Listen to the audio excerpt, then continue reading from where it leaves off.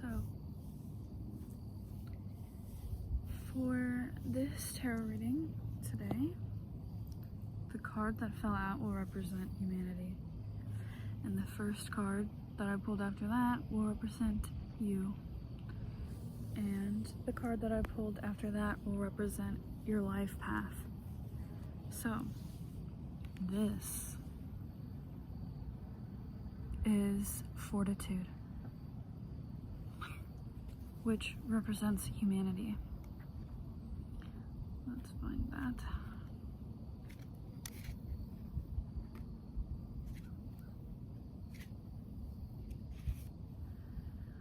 Fortitude is the representative of courage, and there is no courage without fear. This card indicates that you have found a healthy measure of patience for yourself. This is a reminder to acknowledge your shortcomings and all the anxieties that accompany them, and then work your way forward. The lotus flower represents the way that strength is cultivated. Out of the mud and through the water, a beautiful flower rises.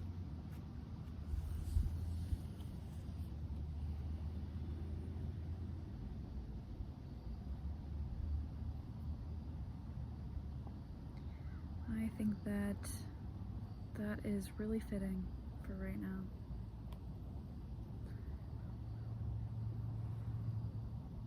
So much darkness is coming up in the world, and I personally think that it has to be brought to light in order to transmute it and to move forward. And I don't think that there is any justification for it, but in order to move forward, we have to acknowledge what's holding us back.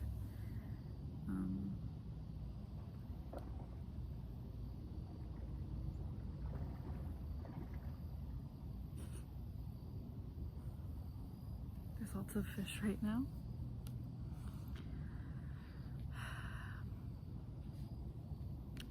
This card represents you.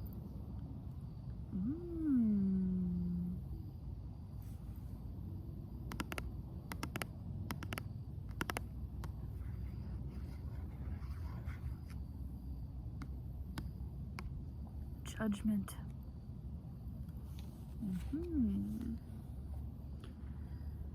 Let's see.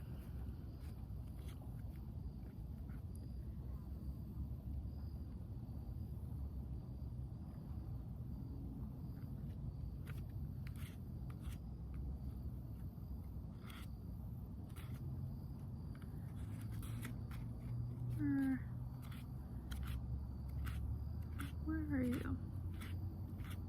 Here we go. Judgment represents strength of character. Your journey has been long and difficult, and you have risen to the occasion at every challenge. You're ready to look back on your journey and assess your triumphs and failures. Judgment heralds a spiritual awakening. As one part of your journey comes to a close, a higher purpose calls to you. Heed that call. Interesting. I think personally in my life, it's time for something new, and I've had a lot of epiphanies and thoughts about what's coming next for me, and maybe you feel the same. Maybe it's time for something new, for a new perspective on something that you've been seeing one way, and now it's time to see it another way. It's time for a new journey, something different. I love that. And this card is for your life path. The Knight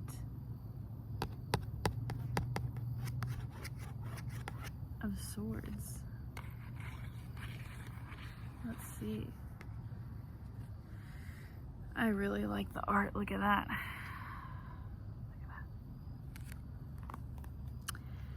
Okay. There you go. The Knight of Swords is a proactive and curious individual. He's opinionated, but also a clear and intentional communicator. though flexible in your arguments, though inflexible in your arguments unless provided with new information, you value the truth over your pride. You check your sources and interrogate your findings with consistency. So, just fact check your information, I guess is what this is saying. No, I think it's important to, even as hard as it might be sometimes, to acknowledge what is true in an objective way, even if we disagree or if it's hard to come to terms with. I definitely have trouble with that sometimes, and that's something that I'm working on too. So I think that's a really great one, and I think that everyone can stand to benefit from valuing truth over pride and putting aside ourselves and what we think.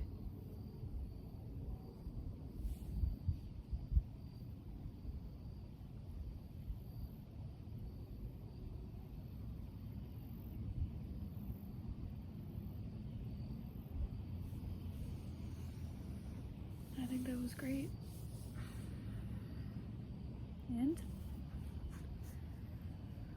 I'll send you on your way.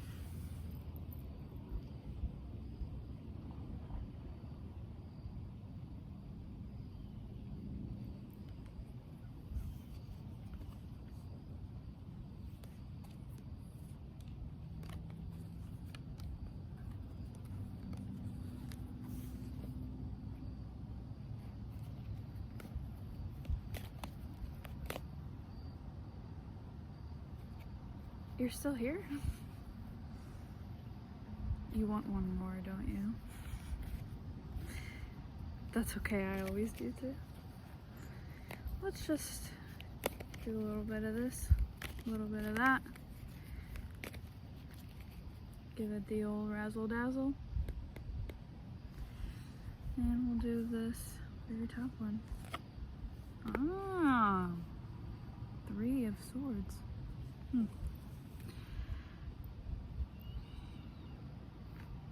The 3 of Swords is a reminder that the 3 of Swords is a reminder of the inevitability of pain and its absolute necessity in personal growth. Pain is a motivator. You can learn from your missteps and better understand how to navigate your life. On a more interpersonal level, the 3 of Swords indicates loss, grief, and the difficult process of coming to terms with losing something or someone dear to you. If you're emotionally exhausted, this is a fine time to find some release. It is best not to wallow.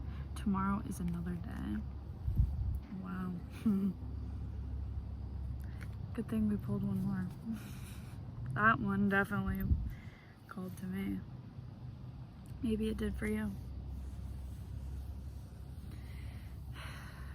I have a lot to let go of and a lot to grieve. I haven't lost anyone necessarily in the way of death, but